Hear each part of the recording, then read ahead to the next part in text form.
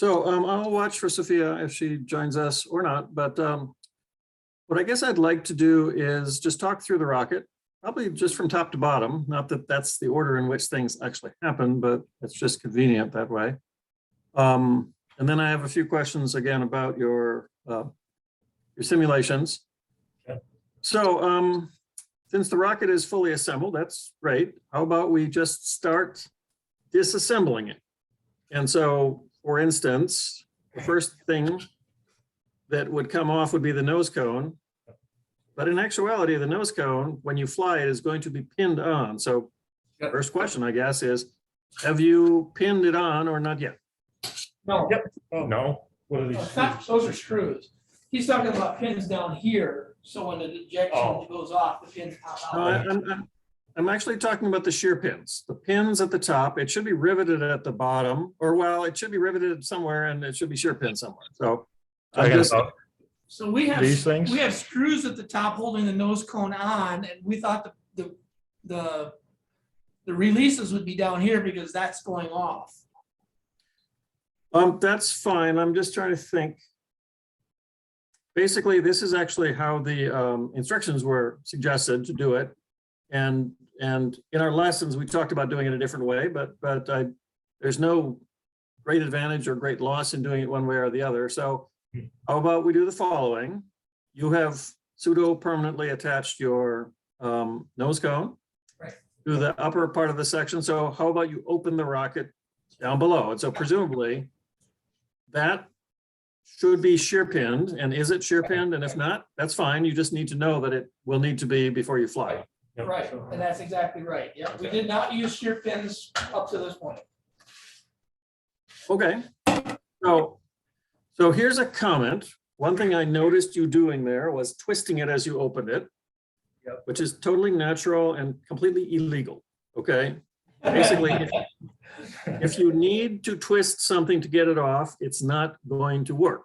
Basically, the explosive power will be significant, so it should come off.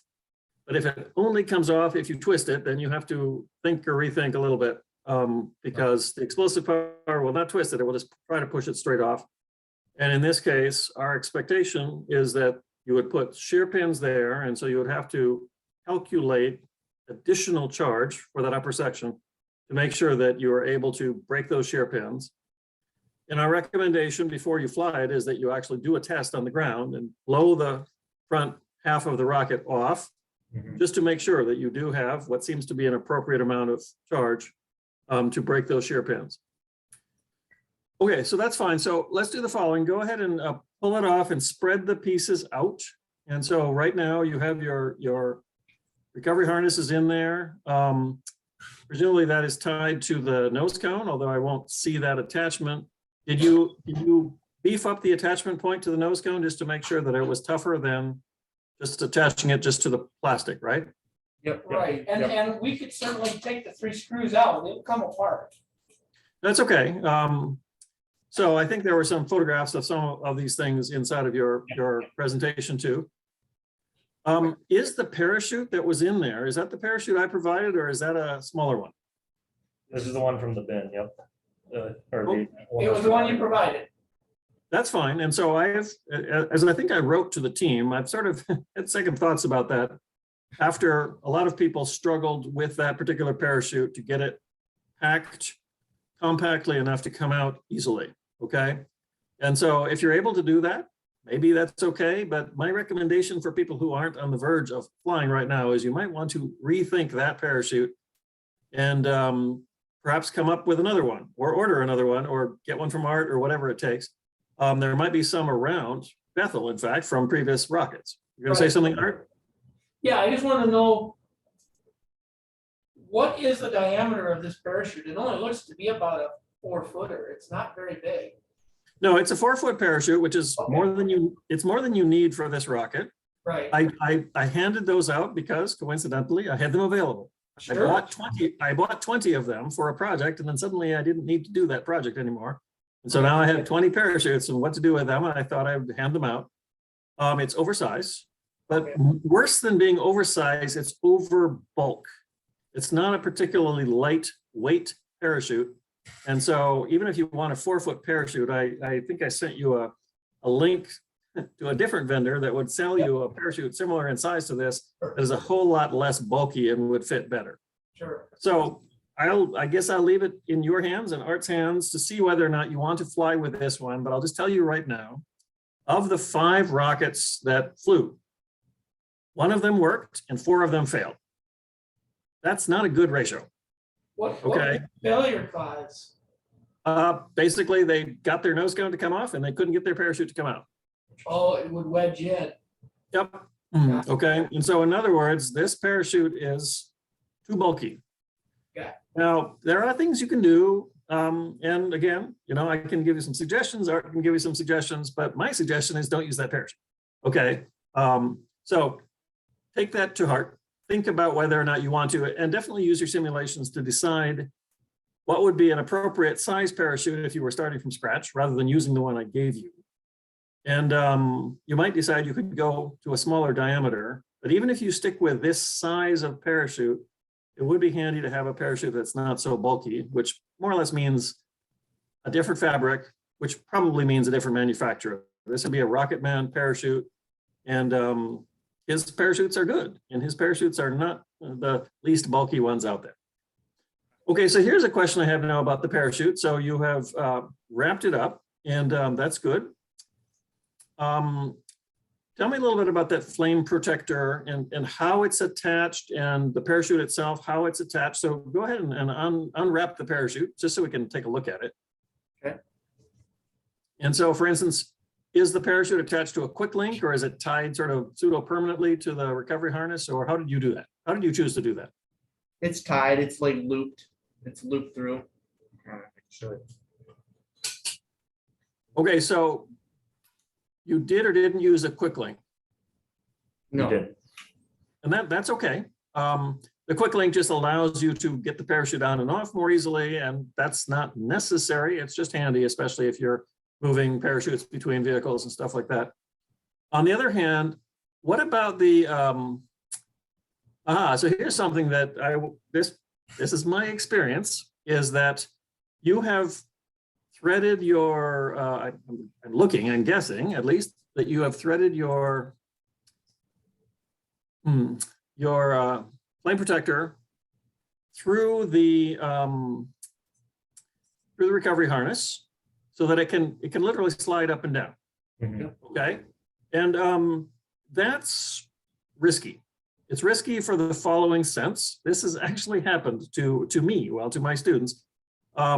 It's possible that the parachute will come out and it will open up, and then the flame protector will literally slide up the recovery harness. And if you're not careful about it, it can slide up and close the parachute back down again after it's already been opened. So if the flame protector is on the recovery harness and not on the parachute, probably fine. On the other hand, I would suggest you definitely don't have it able to slide up and down the parachute. And my preference, frankly, is to use a quick link to tie the parachute to a specific point on the recovery harness, and frankly, to tie the flame protector to that same point so it really doesn't slide at all. That's my preference. But whatever you do, don't let your flame protector get in the way of the parachute operating properly. So just, you can't see it because it's coiled on the desk, but the flame protector is on the lower half Of of the knot. the knot, and the nose cone is attached to the upper half of the knot, and we've already got a tangle. See if we can There you get go. this there. So So there's if the knot. So there's the knot and the flame protector is on the The side bottom that end of goes it. down to the, No, that's reasonable. So even if the flame protector managed to supposedly get past the knot, it's Yeah. not going to go up the parachute line. correct, Mhm. because the Perfect. nose cone is hanging down, keeping it from going any higher up the tether. Yeah, That just makes sense. that's good. That's fine. Just always be careful. So this can go all the way down, but if the parachute is out, it can't get past this knot. You see what I'm saying? Because Yeah. the nose cone, the weight of the nose cone won't let it go up any higher. Sure. I just encourage people to think Yeah. carefully about all these things. And one thing to think carefully about is that a knot, or in this case, a flame protector, can sometimes slip past a knot, even though it looks like the knot is too big. Yeah. But if in your case, even if it slipped past the nut somehow, it still wouldn't give you any grief. I think that's fine. Yeah. So one quick question though, and that is when, and this is probably hard to demonstrate, so just tell me when the rocket is when all the parachutes are out. So this is the second parachute to come out, of course, and everything is dangling, and it's going to primarily dangle from this parachute. Basically, this parachute will fully dominate over the other one. Will any parts of the rocket as they hang down at that point strike each other? So in other words, if you attached your parachute right to the very middle of the shock cord, it's likely that the lower part of the rocket and the upper part of the rocket would actually hit each other. You want to avoid that. And so just tell me, are they clearing each other, or are they possibly going to strike each other? They should be clearing each other. None of the knots are in the middle. They're purposely moved up the cord to make sure that we have that space to oscillate and not bang into each other. That's great. Okay, so therein is another possible problem. It turns out that when you first eject, you really can't avoid some things striking each other. That will happen. It's sort of unavoidable, but you don't want to have things strike each other any more than necessary, shall we say. Okay, so that's fine. Let's continue down the rocket. And so leave the av bay closed for the moment, but just let's separate the rocket below the av bay. This is the first separation that will happen at apogee. And I'd like you to pull that out without twisting. Yeah, see, and we noticed it tonight, they had folded it over. We're gonna have to do a minor repair. What happened is when they jammed it together yesterday, they folded the paper over. So we're gonna have to put some super glue in here and sand it smooth again, so it will slide in easier. That's We good. know that works ahead of us. Okay, so here's one thing I tell people, and that is, this is bad news. When you take this out into the field, the fact that you're in a completely different environment than indoors where you built it means that the fits might change. But the best you can do is get it to fit reasonably well indoors, and then hope it fits outdoors and check it, and then be ready to make it looser or tighter. So you can make it looser by having sandpaper with you or something, and you can make it tighter by like having some tape with you that you could literally add to the diameter. So in other words, be prepared, but you definitely don't want it to be inappropriately tight before you even go outdoors. That's just asking for trouble. Generally speaking, you don't want to pin this part because this is supposed to come apart relatively easily. I usually tell people when you hold the rocket and vertically, the bottom should not fall off gravitationally, but if you give it a shake or two, you should be able to get it to start to fall off. And if you can't get it off by pulling, not twisting, but just by pulling straight out, then it's definitely too tight. Mhm. So it sounds like you were there and now you're not there. And so get back there again. Yep. And then let's see, so you have in this lower section, another parachute, a small parachute in this case, but intentionally located so that when you hang from that parachute, which you will, in fact, early on in the descent, the upper section of the rocket, which is quite big, and the lower section of the rocket, which is big and also heavy, will also not strike each other, correct? Right. Yes. That's good. So here's a challenge with this particular parachute. Number one, it's smaller, so it's easier to wrap it up. That's good. But unfortunately, you have explosions potentially coming at it from both sides. The motor eject from below and the av bay eject from above. And so you have to protect this parachute even more thoroughly. Okay. And so that's good. We just have to watch for that. Another thing is that this parachute, pretty much by definition, when you launch, will slide down. And so my proposal is put it all the way down when you load it so that it doesn't slide around on you. It's already slid down because you put it down there, okay? Same thing for the upper parachute. Put it at the bottom of the upper section just because it's going to slide down there anyway when you launch. And so as not to make the rocket fundamentally change its characteristics while you're in motion, I would suggest that you not only plan to put the parachutes as low down as is practical, but then put in your simulations with the parachutes as low down as is practical, just to be as realistic as possible. If I remember correctly in your sims, at least as I opened it up in Open Rocket, which might have lost some things from RockSim, I think I saw parachutes and I think I didn't see recovery harness. And that's a bit of a problem because the recovery harness is actually more massive and more volume occupying than, in this case, the lower parachute. So you can override the masses, that's fine. But if you want to be realistic about all your parts, you really need to make sure you put recovery harness into your sims. And that too should be pretty much down toward the bottom of this section because that's where it will slide to. Okay. Let's take a look at the bottom of your rocket. So I can see already that you've made a few changes. One is it looks like you've used rail guides, Yep. okay, which is great. Okay, I hope they're really, really, really well aligned, and I'm sure you were careful about that. And then I see also that you've used, you didn't use the manufacturer's retention for the motor. So what kind, is that an aero pack or what is that? Yeah, sure. Well, whatever was on sale. I think Well, that's it's fine. I'm pretty- familiar with two types, and it's been a few years, and I think one is called Aero Pack, and I forget the other one. Unless Sophia, do you remember the other type of motor Yeah, retention? They look similar. we'd have to get a receipt and take a look. Well, yeah, here. Aero Pack. Aero Pack. Hey. There it is. Okay, and so you know how to use that, and obviously you had to have the thing sticking out a bit so you could glue it on. Here's a question, and that is when you attach that, did you happen to use the JB Weld that I provided you with, or did you just use the regular epoxy?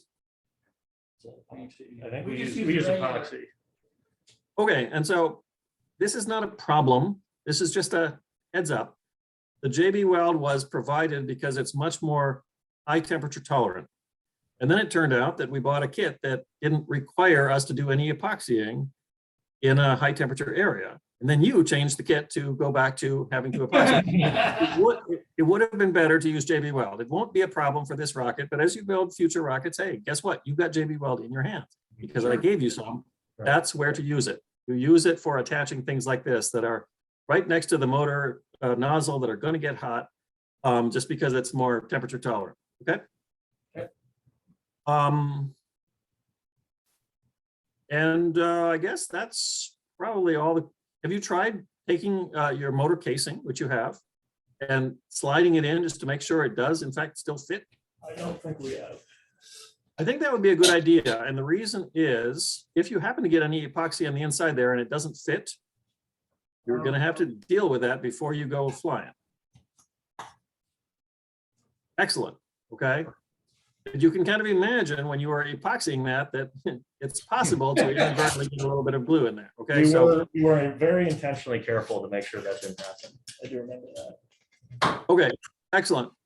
And then remember, we're going to fly this thing, or my plan at least was for you to fly this on a 2-grain motor, but that's a 3-grain case. So that's why you have that extra spacer. Yep. And notice the spacer is curved on one end, and you have to make sure that the curve of the spacer matches the curve of the case so that it fits as deeply as it possibly can into the case. Again, experience here. One time, one of my student teams used a spacer and put it in upside down. And so what happens when you put the spacer in upside down is that you lose about 2 millimeters worth of threads because it doesn't slide in quite as far. And so the motor doesn't go in quite as far. And so you can't thread the motor in quite as far. And the rocket blew up. Basically, when it pressurized, it couldn't hold itself together. And that rocket burned on the pad. It never got off the rail. Don't let that happen to you. Okay? Okay. Okay, so let's talk a little bit about your av bay. And so is the av bay done on the inside? Yes, Can you open it up and let's take a look? you should be able to. Alex. Give us a second here. So actually, hold it up and explain why we have it the way we have it. Before you take it Right. apart, show Dr. Flaten what we've done.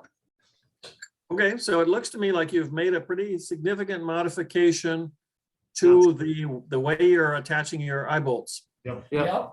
And, So the other thing we did first was we shortened it because we felt like we didn't need as much space as we were being given on the original Ave bay, and we could work with smaller and make this connection work better if we did that. Yep.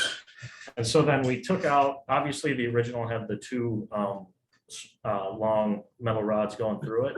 And we decided to go with one and go with the long nut connection to that one rod on each side with nuts and everything, keeping it tightened together so that we had a true mechanical connection there that was going to be real metal strong.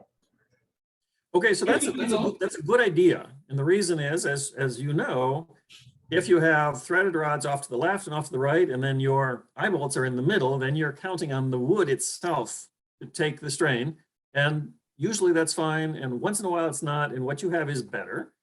On the other hand, what you have, although the Ave bay part is shorter, your eye bolts are sticking out so far. Are you having any trouble getting the thing to close back up again? Sophia, for instance, would tell you, wait a minute, I couldn't have possibly done that. I couldn't get my parachute in, even with the eye bolt sticking out an inch, and you have it sticking out 3 inches. yeah, no No, problem we at haven't all. ran into it. Okay, that's very good. It turns out that her kit coincidentally came with a very short upper section, shorter than I think it was supposed to be. So, Yeah. And I think I noticed that too, is that and you said something about that, didn't you? That there were some kits that had shorter upper sections or something? we only Yeah. noticed that at the very end of the lessons. Actually, Sophia, you were the one who noticed that, right? Yeah, because according to the kit, like if you look at just like the PDF it gives you in the instructions, it says that upper section is supposed to be 12 inches, which is the length mine was. And someone had contacted me from another team asking why they had a 17-inch section. And that's what we have. We've got a Yeah. 17.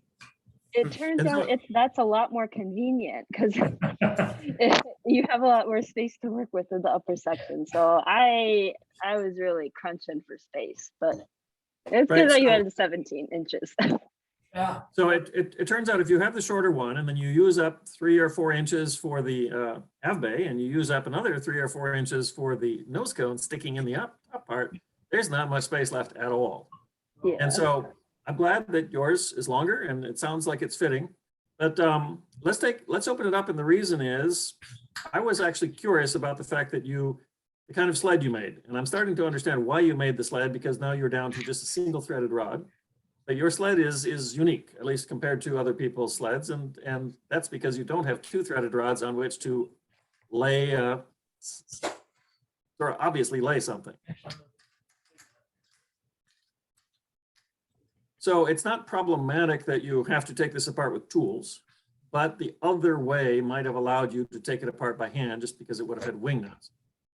And so these are just variations. And remember, in the competition, you're trying to illustrate the fact that you know how to do lots of different variations. And so although this might be best, you probably shouldn't do this on every rocket. Or if you do this on every rocket, you can't consider this diversity of your rocket. now remember, yeah. So you wouldn't have to take any more off the harness because you're taking the top off it. We definitely have an up and a down on the Ave bay. However, it could be flipped over if you wanted to. You just would have to change the charges on the charge wires because they'd be at the other end, so. So it turns out, of course, you would need to do calculations for the 2 sections. No, you don't have to do that bolt yet. And interestingly enough, you might find that the amount of charge you need on the upside and the downside might be about the same. There's more volume on the downside, but the upside has shear pins that it needs to break. Okay. But yes, indeed, it's important to pay attention to what's up. In fact, I would encourage you to label this end up or something, because obviously a certain parachute is going to be tied to the upside. Are you taking off the up or the down cap right now? Yes. So most other teams had in their upper section of their Ave bay, they had rivets so as to keep the upper section of the rocket attached, and they would always take off the bottom plate. But in your case, since your Ave bay will be completely exposed once the rocket is fully opened. Pins in the top, nothing in the bottom, pins are supposed to break. Then it's really completely your choice of which end you take off. On the other hand, hopefully you set this up so that you can pull it out without breaking anything. And by that, I mean without having to disconnect wires. That would be my preference, at least. For instance, you have wires that go from your sled to your switch, right? Yep. Right. And are those wires long enough that you can get the sled out without having to disconnect the switch? No, they chose to make, we could do that, but they haven't done that. The sled is attached to the bottom round disc. So you'll see, if we'll pull it out, you'll see the sled is attached to the bottom mechanically. That's fine. So, but what I'm seeing is that you managed to get the sled essentially completely clear. Can you hold it up a little bit? I can't see it on the camera. Right, yeah. Thank you. Okay, but you managed to get the sled completely out without disconnecting the wires to the switch. Right? That's good. I like that because that just means that you don't have to worry about the switch every time you open and close that. Right. Mhm. And I see that your battery is attached with its terminals down. That's good. What's interesting to me is that you have sort of two perpendicular pieces to your sled, which is interesting. I have no problems with that. I've just never seen a sled that quite this way, but I think this makes a lot of sense for a single threaded rod down the middle. And right now you are holding your sled upside down, which is fine. And a couple comments. One thing that's missing is I assume you have screwed your battery holder to the sled. Yes. And then you snap the battery into the battery holder. And that's absolutely not tough enough. You now have to attach the battery to the sled. So my recommendation is you do that with zip ties. Okay. Okay. Okay, so in other words, right now, if you were to take that thing and just hit it, the battery would come right out, right now. That's not good enough. That battery has to stay in there for sure, for sure, for sure. And so just double up. You have attached the battery holder to the sled. Now it's time to attach the battery to the sled. Okay, so note to self, have to add zip ties or something to make that tougher. Yeah, that won't be. So all we'd have to do is drill holes through the sled and just thread the zip tie through and then do it. And then if we ever had to take the battery out, just clip it. Exactly right. Just make sure that you don't do something that prevents now the sled from sliding back in again. So don't stick out too far, right? Okay, that's easy enough. And then of course you have wires that go from the AV bay to the top charge and wires that go from the altimeter to the top charge and wires that go to the bottom charge, and thou shalt not get those confused. There was one, who said, no stories here. One of the teams came to the flight and their altimeter didn't work. And so we said, sorry, it's brand new, but apparently it doesn't work. Wait till somebody else flies and then we'll just swap altimeter. We'll give you an altimeter from someone else's rocket. And we did it, and golly gosh, they got their wires backwards because they were doing it again on the fly and they got their wires backwards. And what happened then is that they pulled their main at apogee. Oh my. Okay, and then of course they got their drogue at apogee also because of the motor eject. So they got both parachutes at apogee. And then they did have an explosion when they approached the ground, but that explosion didn't do anything because everything was already out. And they had the longest walk of anybody because the wind carried their rocket farther away. Okay, so you know what the wiring needs to be like. Now here's something that you should try. So Gary sold me these altimeters.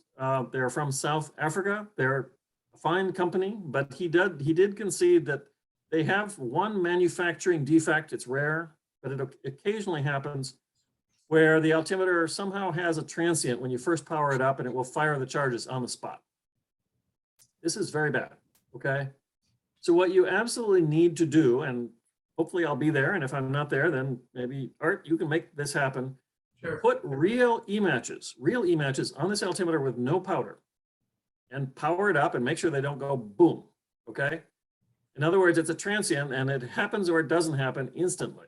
And so all you have to do is put E-matches on there and power it up and make sure it doesn't set them off. And then once you've passed that test, then it should be good to go forever.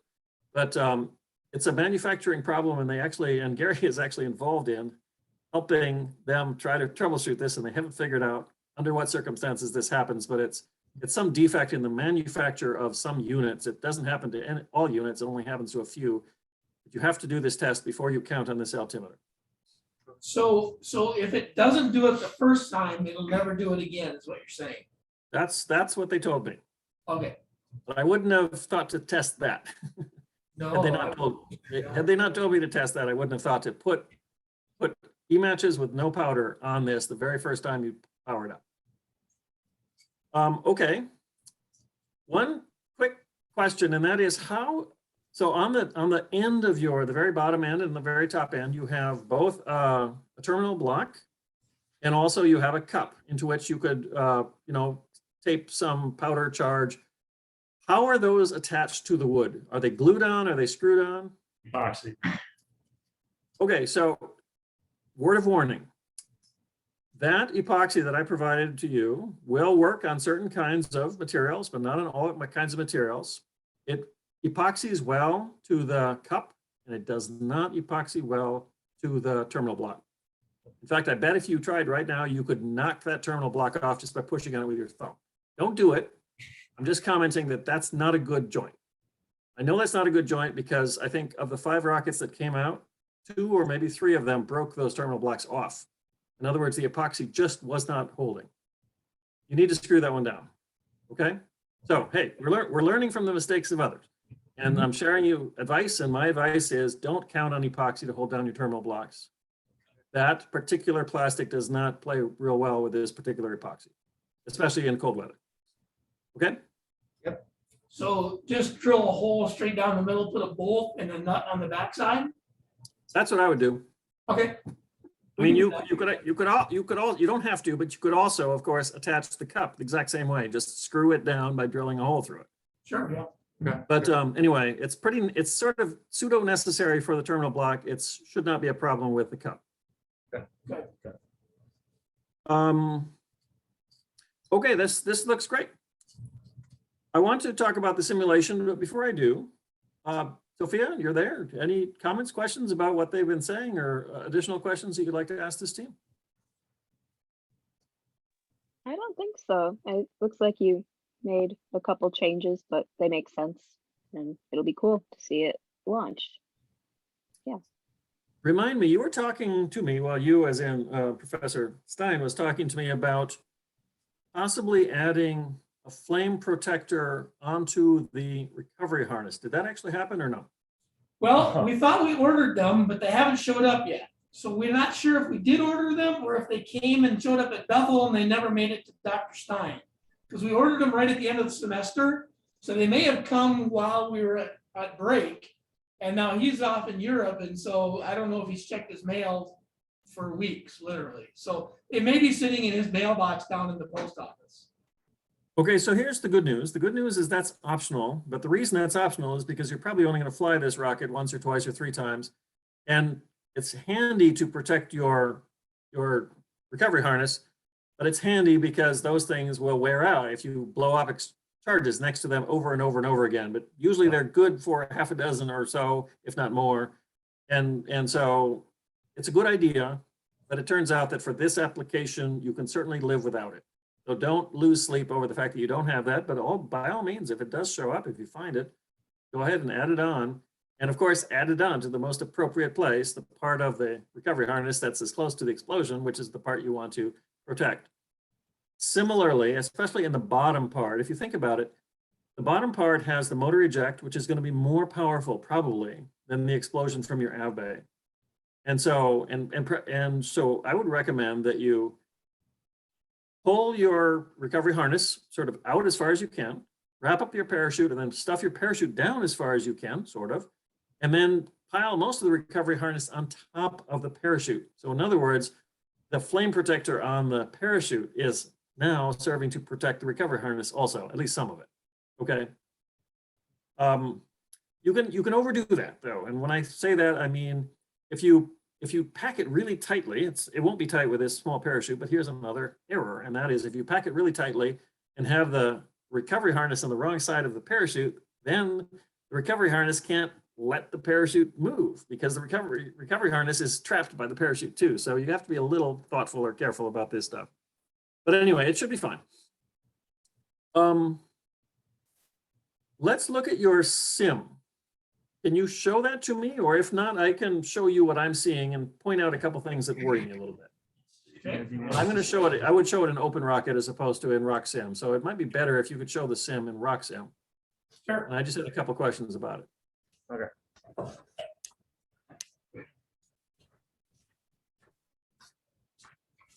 Nice is we could point the camera at the screen. Yeah, Still That would see be, that would be okay. If you could point this camera at the RockSim screen and not join with the other computer, I'd be okay with that. That's kind of close, I suppose.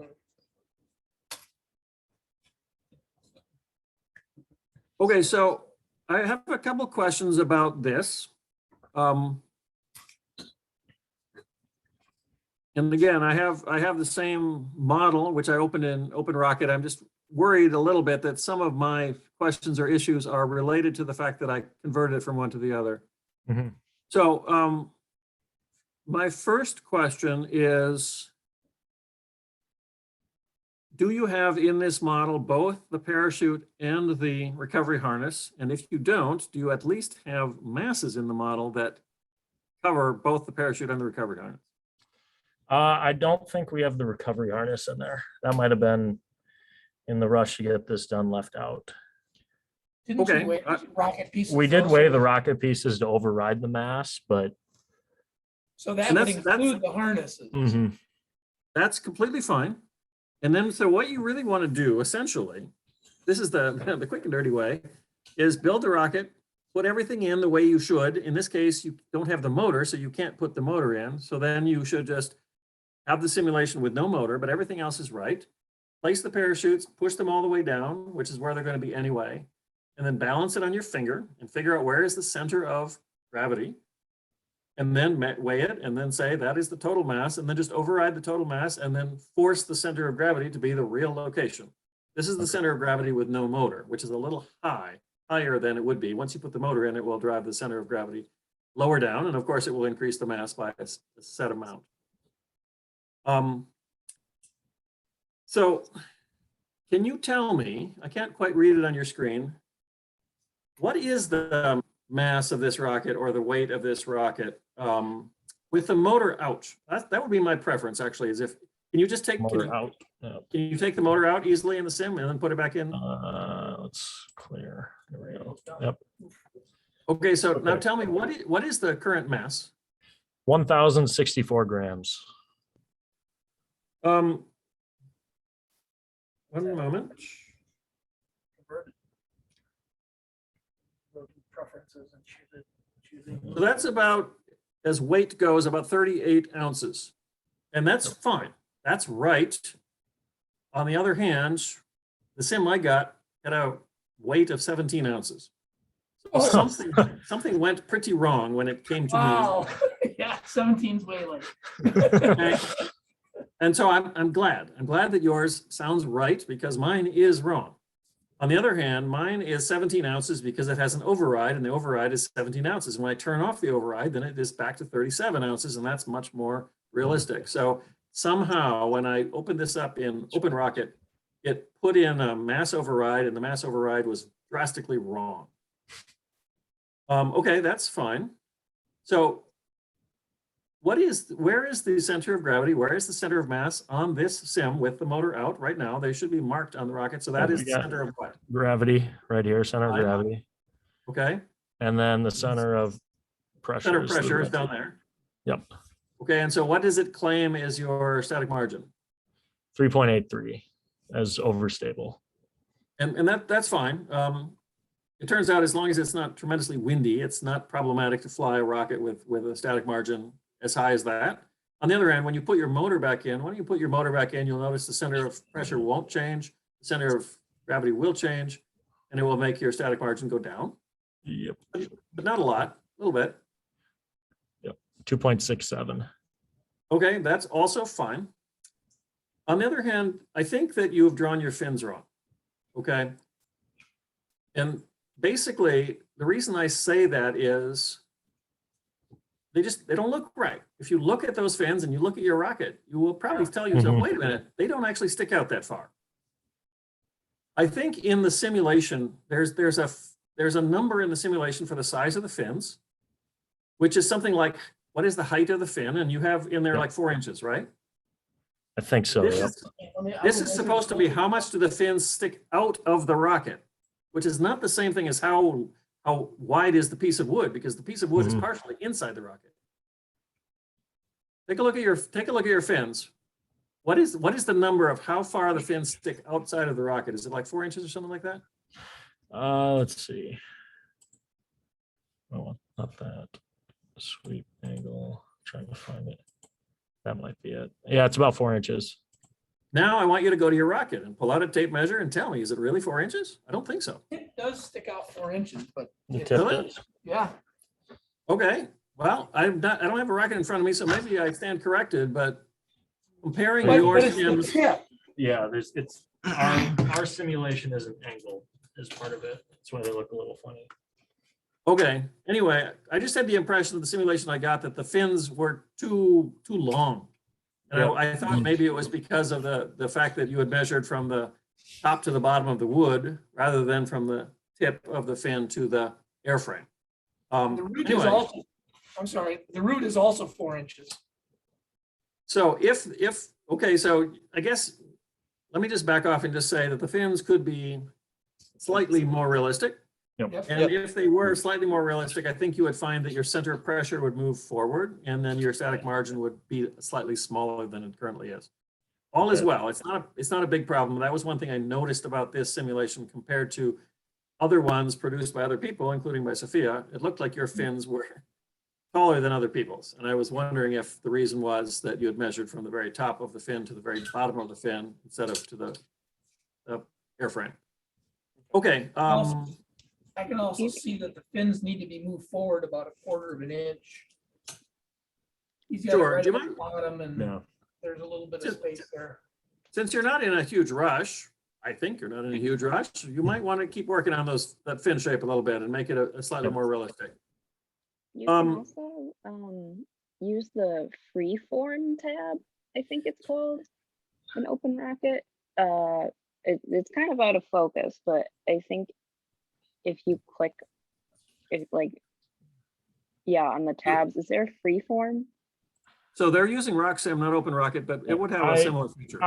I am familiar with, it was honestly something I just couldn't get around to based on our time length. I knew of where Okay. to go for it. It just is something that didn't get done in the final edition. Okay. 'Cause we were worried just about that's wanted to fine. be sure. it. I'm aware of how to customize the fins, yeah.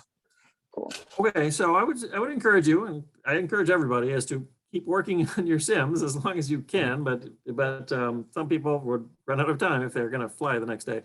On the other hand, I was surprised when you reported in your slides that you think this is gonna go to 3,000 feet.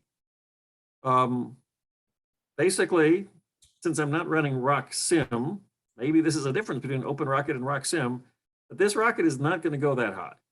And so I'm a little surprised that RockSim is telling you it's gonna go that high. RockSim is notoriously optimistic.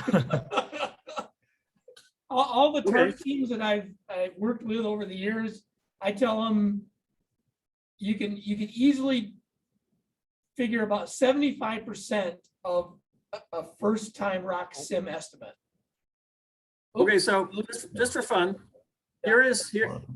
Okay, so here's OpenRocket. Okay, so this is your simulation in OpenRocket. Notice the 17.1 ounces here. That's not right. But I can fix that. I'm just going to go up to Stage, Edit, and just turn off the override mass. And now it says 36.9 ounces, which is much more right. Mhm. But then if I put a motor into this thing, this is now in OpenRocket. So I'm going to go to motors, and I'm going to put in a motor H225 Cicerone motor. Okay. And now I'm going to try to simulate a flight. So I just have to have a 72-inch rail guide here. And I'll just leave the weather winds quite modest. Let me just for fun add one more graph here. This is the lateral distance. This has me coming in at 2,200 feet or so, not 3,000. 75% of Roxham. Okay, fair enough. So 75% is apparently the rule of thumb, just, you It know. really is. Roxham is ultra optimistic. On the other hand, I also notice here, this is with Open Rocket, and so you might want to check this with Roxham. It's not so clear to me that it's pulling a parachute at like 500 or 600 feet. In fact, it's not. It's going over the top and then it's pulling a parachute and it's coming down. And so here's what I would do with Open Rocket, and I want you to actually do this with Roxham and take a look. If I go back to my rocket design and I look for my main parachute, it claims that it's going to go off at some ejection charge. That's absolutely not right. It's supposed to go off at a specific altitude, like maybe 600 feet, okay? Mhm. So I would encourage you to double check in your simulation of whether or not your main parachute is in fact going off when you want it to.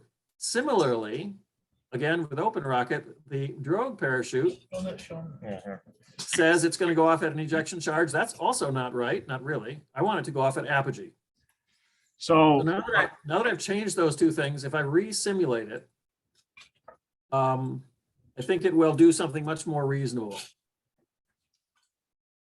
There it is. So the idea is it gets its drogue, it comes down to, in this case, 600 feet, and then it pulls its main and it lands. so So we look get at our that, screen. we get that too. And I think the reason for that is because in Roxham, on the parachute, it's the component itself. We don't determine when it gets set off. That's in the simulation preferences.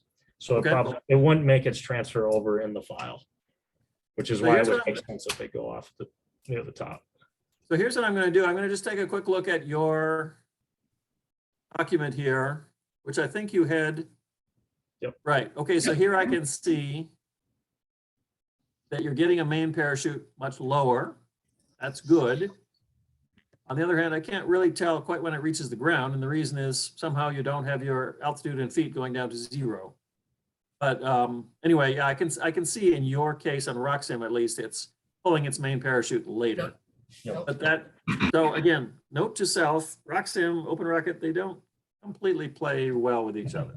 That's not a problem. You just stick with one. I'm glad that Open Rocket will read Roxham files, but I just have to make sure I don't take them too seriously. Yeah. I think that's it. What's the plan? In particular, what's the plan for getting this thing flown? Or do you have a plan, or do you need to make a plan, or do I get back to you about this with this question? Have we ever gotten going with your site? The farm, your families? Have you talked to them at all? Yeah, whenever we can, yeah. Okay, so what you can't hear us mumbling through our masks is that Alex, parents have a farm in, tell me the name of the town. Annandale. Annandale, so way out on the west side, northwest of the cities. And so we're hoping to, in the spring, when the weather is nice, knock on wood, try to figure out a time to get out and fly it, whether we use the H motor from you or we just get some G motors and just try it. And then if we can meet up with you in the spring at a Tripoli launch, then fly it there. I know the first Tripoli launch is end of April. So that's optimistic on their part. Basically, they always say, we'll try to fly in April, and Yeah. most years they don't succeed. On the other hand, not to panic, this is their first public launch, but Gary is out with people privately in the winter, every winter. Okay. Oh, really? And so there will be other teams who are going to be talking to Gary about, can you take us out in March? Would you be willing to, whatever. In fact, when I flew in December, that was a private launch. And so rather than counting on or waiting for a Tripoli public launch, just in the likelihood that it will not happen, a better approach, frankly, is to be in touch with Gary about, and either ask him to inform you when he's negotiating with other people, so that you can potentially, oh, someone's going out on the last weekend of March, we can do that, or something like that. So on the other hand, I'm not, Gary is the expert and I'm absolutely not the expert on what are the legalities of flying, other than if it's high power, I think you need FAA waivers and miscellaneous things. And so I don't Right. think you should try to do that on a private property. If That's you what want to I was fly in a thinking. G, I think a G motor is probably G okay, is- and an H motor is probably not okay. And Right. so I have the H motor and I can turn it over to you, but I don't want you to take it to Annandale and fly it. No, no, and I wouldn't, because I just stepped down from the presidency after 3 years of the NAR group. So I'm no longer the president after serving 3 years. And I did pay my dues to fly at Tripoli this year. So I've also joined the local Tripoli club. So I can fly both places and whenever they hold their launches. But I know you can't fly more than a G without waivers. And so I know that. And we Okay. would never do that. No, that's great. Okay, so let's just say that for the competition, the expectation is that you will pre-fly on a high power motor, at least one of Yep. your rockets, and this Yep. will be the obvious one to fly. Right. But since it's high power, it has to go through the Tripoli process. And Gary, when Gary does his private launches, he follows the Tripoli process. I don't know quite what those details are. But anyway, so let's just say that we need to work with Gary to get this thing flown. But if you want to Okay. pre-fly the pre-flight, that's completely fine too. You should also do a couple things. This is now thinking competition, okay? The competition explains that you want to build this specific rocket, document the changes you've made, and you've made some, and that's cool. And then fly it, and then you should look up in the competition handbook exactly the altitude at which you're supposed to pull your main parachute. Tripoli has rules about not pulling parachutes lower than 500 feet. But this particular request is not 500 feet. It's a different number. You should look up that number. And also it says you're supposed to produce evidence that you got your main parachute, that you got your drogue parachute from your AV bay explosion and not your motor eject. And it's up to you to decide what constitutes evidence, whatever you can convince the judges of. And so a possibility is putting a camera on or something like that. There might be other ways to do it. In fact, you mentioned a camera, but I didn't understand the mention because it says something about there's going to be a camera inside the AV bay. I didn't understand that. Can you help me understand that? Yeah, Yes. it's, oh, I think it'll be easier showing you. It was hiding underneath the whole time, It's So that it's little black box. right there. It's 1 inch square. And then there's a hole on the outside of the AV bay for it to look through, which Yep. has to be probably cleaned up a little bit still. Yep, we have to But clean that up. Yeah, Okay, so this is just an outward facing camera. What kind of camera is that? You guys looked we, it up. we found it in a drawer, I think. It was left over from DU's attempt 2 or 3 years ago. Yep. Whatever. Fair it enough. is. What's that? Okay, so this camera will face outward, and so it won't see the rocket performing, but it will see the horizon. It will tell if you're spinning. And then, of course, once your parachutes go off, then it will start to do all sorts of very strange things, and that's okay. It does have a microphone and records audible, so then they'll hear the charges. So you'll be able to see when the charges go. That's actually good. The idea is you should be able to tell when the first charge goes off, and then if things really change a lot, you can sort of say, yep, that was successful. On the other hand, if the first charge goes off and does separate the rocket, it's not likely that you'll hear the motor eject necessarily. And the reason is it will be a ways away and it will be a very turbulent time of the flight. So my experience is that you can't hear things that aren't in the section of the rocket that your camera is located in. On the other hand, if you put a camera like facing down on the outside of the rocket, then it's really hard to tell what happens above you, especially if it's like low down between the fins or something. That's kind of the classic place to put a camera facing down. And then you can tell that something's gone off, but it's really hard to tell what it was. And so that's not the best evidence. You might have a better chance at providing evidence from this setup. Of course, make sure you know how to handle that camera. And does that camera turn on and run for a long time, or do you have to turn it on? Yep. Yeah, it's like 3 hours. Okay, so in that case, maybe you don't worry about whether or not we've buttoned it up or not buttoned it up before we turned it on. That's also a possible issue with your altimeter 2. Where are you planning to place the altimeter 2 in this rocket, which is supposed to give you a secondary opinion about your performance? We're thinking about putting it in the nose cone because it's hollow. That's completely fine. Along with the tracker. There should be plenty of room in there to do that. Sure. And so if you have trackers, fine. If you don't, I can lend you one. It turns out that if you're not going 3,000 feet, you don't need one. On the other hand, it's a good idea. And if you're going more than 3,000 feet, you are required to have one by the Tripoli rules. You just want to make sure that those things don't bang around inside of the nose cone. So what we were doing, again, this most recent flight in December, is that we did not fly trackers. We didn't bother. On the other hand, we did fly altimeter 2s. And we told people they had to, first of all, they had to vent the nose cone. Okay. And so that just means putting some extra holes in the nose cone to make sure that whatever's inside of it can tell what is the external pressure. Yep. And then we put the altimeter 2 in the nose cone with a piece of string that dangled out so we could fish it back out again. And then we packed the nose cone full of packing peanuts. So in other words, we didn't tie it down to anything, but the nose cone essentially was solidly full of something that didn't really add any weight. Mhm. And then that we stuck it in through the hole that you made in the side. And then we had the string still out the hole so that we could get it open. And then we also told people, this is not a problem for you, but we told people, oh, by the way, you need to tape shut that hole because if you blow your nose cone off, now that hole is open to the wind and things will start to fall out of it. Right. In your case, you're not blowing your nose cone off, so you don't have to worry about that. Right. But sure, so putting these things in the nose cone would be fine. Just have to figure out a way to keep them from rattling around while they're in there. And packing peanuts is one, but not the only possibility. Yeah, we haven't talked too much about it, but I can again say from TARC experience, Team America Rocketry Challenge, we have found that memory foam works wonderfully for packing eggs in this case, but anything to keep it from rattling around.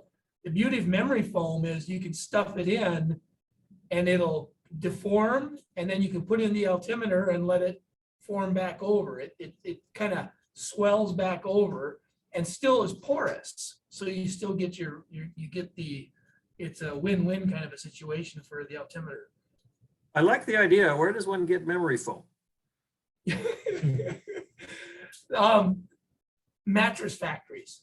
I worked with a team in St. Paul Park for a number of years, and we, honest to goodness, we sent a note. We sent a request. I had the students do it on official letterhead from the academy that they were going to, and they just said, "Can you send us some remnants?" And they literally got a box, a lifetime's worth, for free for just asking for it. But because when they trim mattresses, all that it just comes off and they just throw it away, and that's all. Yeah, right. You just got to come up with some. Okay, no, that's cool. So probably better than packing peanuts. I might take a note of that. Sure. Okay, so let's keep in touch if you have any other questions or issues about the competition or whatever, but let's just assume that this part of this procedure, as in the checkout, is fine. We just need to get this thing flown, and I don't know when that might be, as in I don't know when Gary might be offering flights, but I'm pretty sure that the rocket team from the university will be asking him. Some of the other teams from this competition who didn't fly in the fall may also be asking him. And so I've been out with Gary every month of the winter, literally. I've been out in December, I've been out in January, I've been out in February. I'm not saying I want to be or plan to be this year, but I'm pretty sure that at least by March, unless there's really, really bad weather and really terribly cold, I wouldn't be surprised if at least some weekend in March or in early April or whatever, Gary will be out there with some team or more than one team. And if you want to try to stay on his list of people to notify if he's planning a trip. Okay, so I will take it. I will reach out to Gary. Ask him to keep you notified. Maybe don't request a private launch just yet. You might need to request a private launch at some point, but just say, we're going to need a launch at some point. Can you at least let me know if you're heading out? And that may well be good enough. Okay. Sophia, anything more from you? I don't think so. I think it's looking pretty good. Thank you. Okay, cool. Don't forget to paint your rocket at some point, but Yeah, oh yeah. the other teams that were thinking about the competition actually all of them elected not to paint their rockets. And the reason is they hadn't chosen their paint scheme for the competition. And that was totally fine. But again, hey, if you're not going to fly this until later and you've got time on your hands, and maybe now would be a good time to come up with a good paint scheme and get this thing ready to go. Okay, well, thanks again, and let's keep in touch, okay? So will you Okay. send the link of the recording to Dr. Stein and then let us know too, so we can share it with Nathan, the guy who couldn't be here? Yeah, I can do that. Thank you. Perfect. Thank you. Thank you. Okay, Thank you for your Bye-bye. time tonight. good night. Good night. Good Ellen. night.